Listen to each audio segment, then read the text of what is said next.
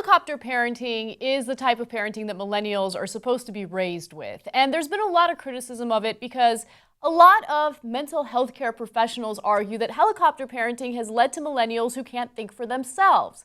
Well, one author who's very much against overparenting is a woman by the name of Julie Lythcott-Haims. And recently, Slate.com took an excerpt of some of her writings that she had basically used to criticize helicopter parenting. And I thought it was interesting because she talked about how depression could be linked to the way children have been raised by their parents. Now, let me give you a little taste of what she had to say.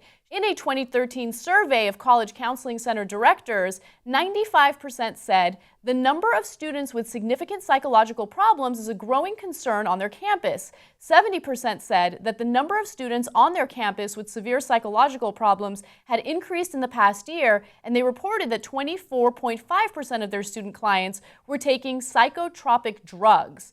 Now, she also links helicopter parenting to another issue. Although she does say that there is no causation here, there's correlation. She says that in 2013, the American College Health Association surveyed close to 100,000 college students from 153 different campuses about their health.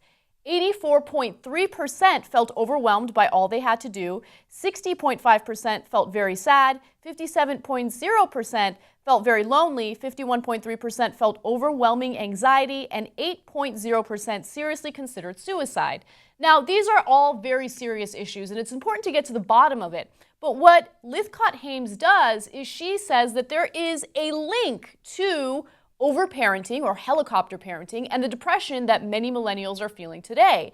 But unfortunately, she seems to discount some of the realities that millennials are really dealing with today. Student loan debt continues to be a serious problem, and members of our federal government refuse to really do anything significant about it. In fact, if you look at the numbers, the total U.S. debt pertaining to student loan debt is $1.2 trillion, coming in second to mortgage debt. Now, I should also note that the average student loan debt for a 2014 grad is about $33,000. As you can see, throughout the years, the number has been increasing. And then when you couple student loan debt with the unemployment rate for millennials, you can see why so many of them are frustrated and honestly depressed. I mean, a lot of them are unemployed. The national unemployment rate stands at about 5.5%. For millennials, those are people between the ages of 18 and 34, it's 7.8%.